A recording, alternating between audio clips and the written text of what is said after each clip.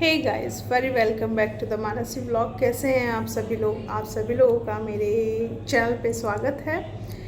तो बहुत सारे लोग मुझसे जेन्युइन से सवाल पूछ रहे हैं, जैसा कि टॉपिक चल रहा है नेहा, आशीष तिवारी, दैन सुमित राज फैमिली, ऑल राज फैमिली।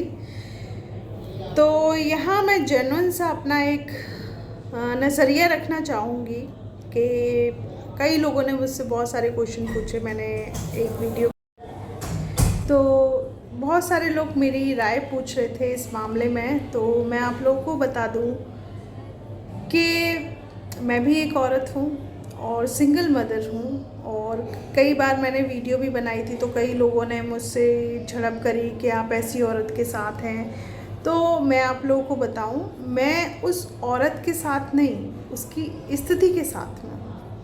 ठीक है, मैं बहुत कट्टरवादी हिंदूवादी औरत हूँ और अपने हिंदू धर्म को बहुत अच्छे से फॉलो करती हूँ, और मेरी वीडियोस में आपको देखने को भी मिल जाएगा।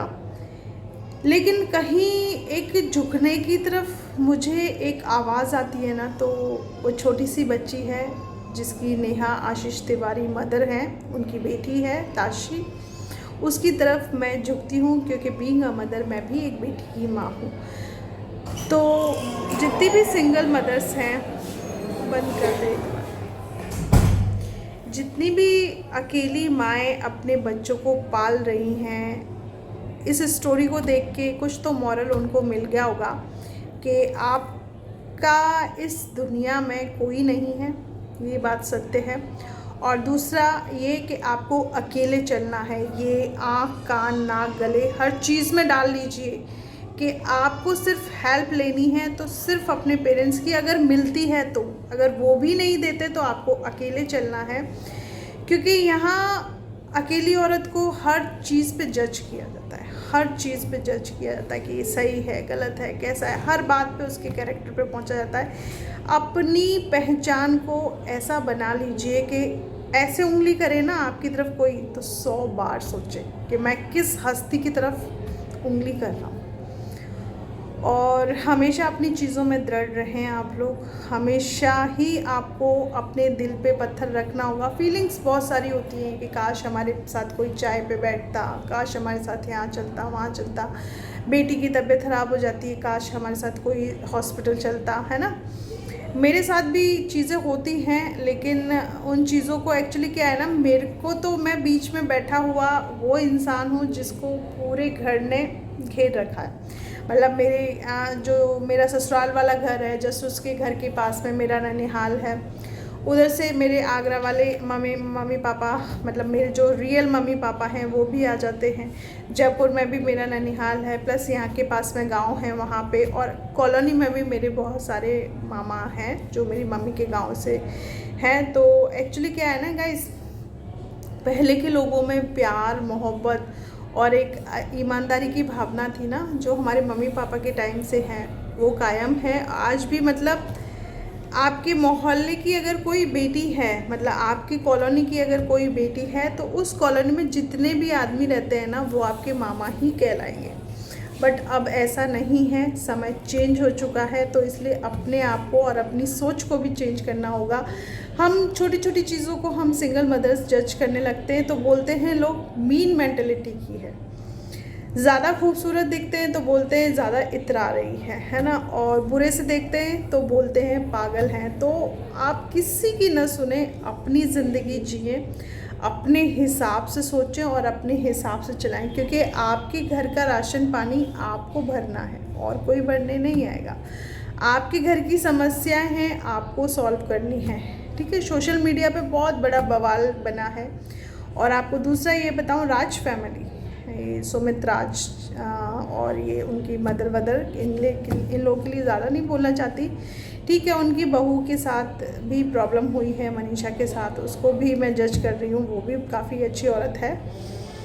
तो ये चीज़ें क्या है ना, समय का फेर बदल हुआ है। ये लोग कहीं कोई भी गलत नहीं है, समय का फेर बदल हुआ है तो ये लोग गलत साबित हुए हैं।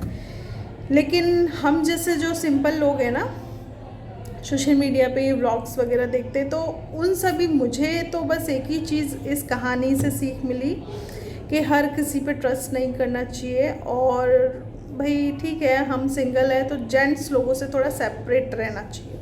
अपने काम स्वयं करें, अपनी एक टीम निर्धारित करें जिसमें अच्छे अच्छे लोग होने चाहिए, ये सब चीज़ें करें।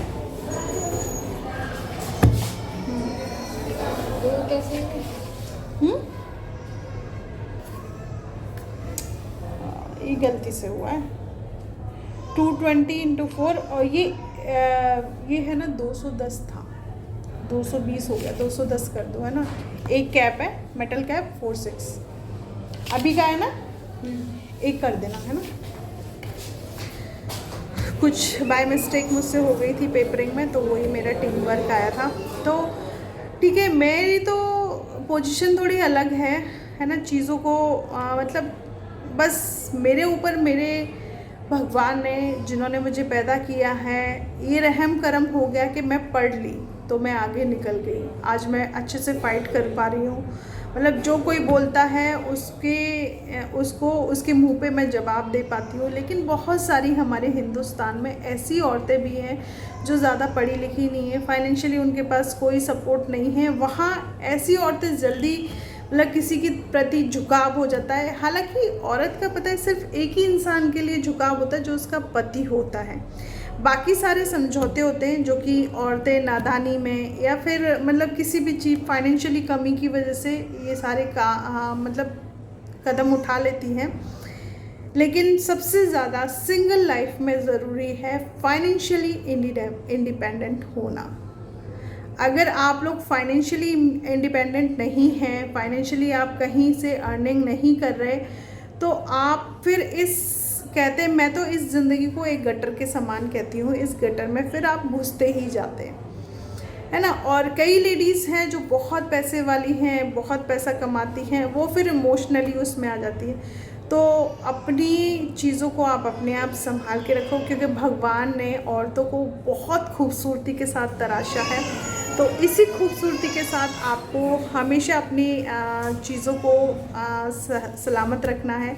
क्योंकि सिंगल मदर्स स्पेशली जो बेबी गर्ल्स की मदर होती हैं, ये आगे बन के यहाँ पे ना 210 कर दें।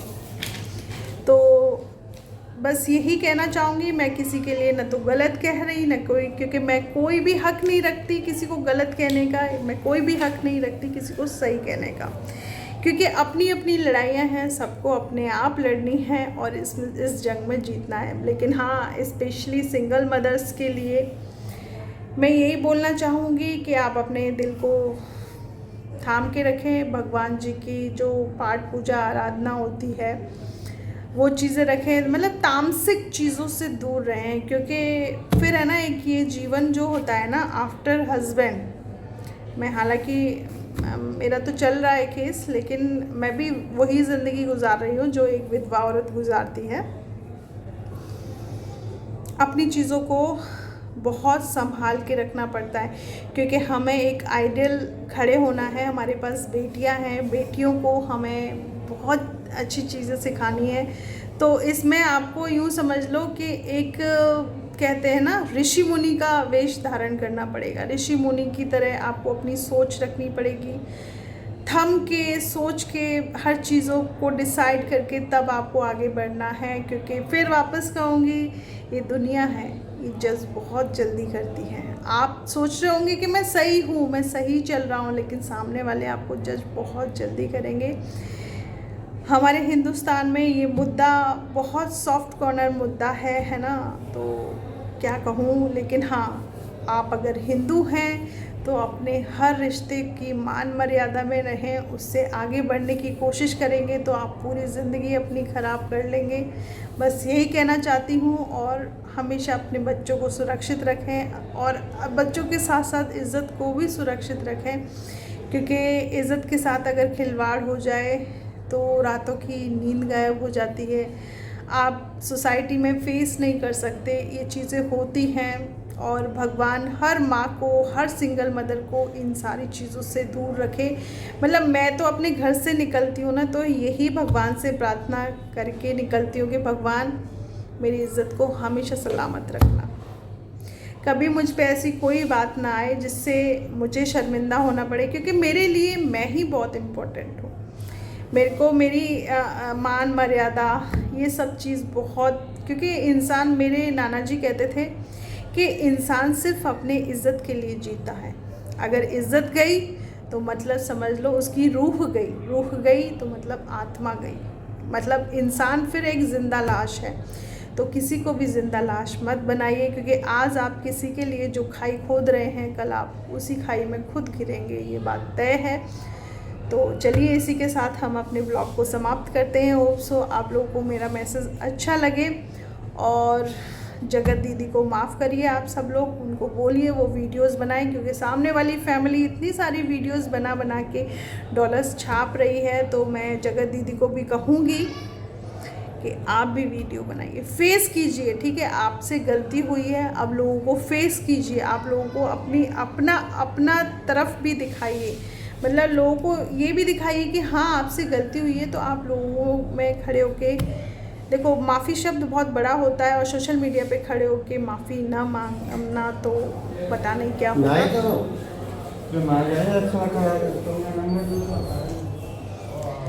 और